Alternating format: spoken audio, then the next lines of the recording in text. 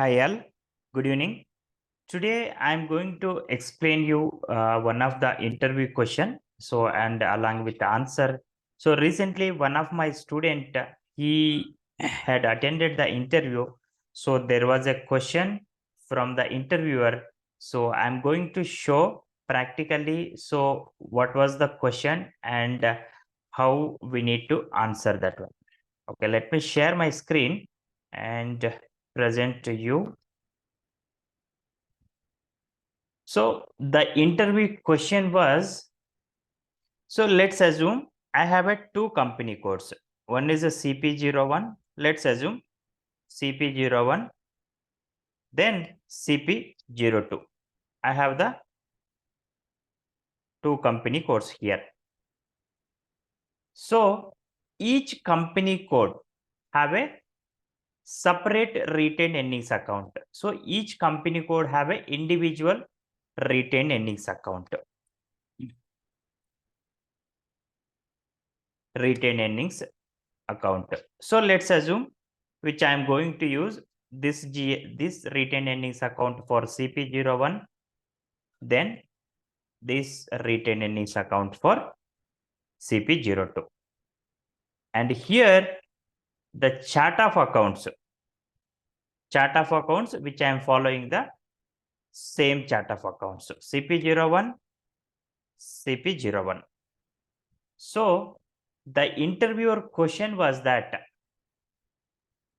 if two company codes are following the same chart of accounts, even though they have a independent or separate retained earnings account at this point of time, so how can the postings can be restricted? So meaning that, so anyhow the retained earnings account which we are going to define at chart of accounts level. Okay, if you see here the retained earnings account which I am going to define at chart of accounts level.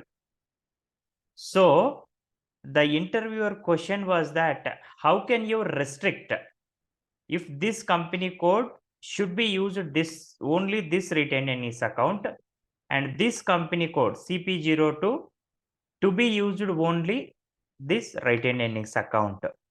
So now the solution is that, let's say if I have a another retained earnings account, let me do this configuration. Okay, so before going to do this one, then let me show you one thing. So let's assume since one single only one chart of accounts which I am following, let's assume I want to create a GL account here under CP01 company code. Let's say if I am trying to create, if it is a balance sheet or P&L account, so which I am going to select here. So if I have a one retained earnings account, there will not have any issue. So system automatically it will get posted into this retained earnings account. But the problem here, let's say I have another retained earnings account here. Then how can I restrict this one?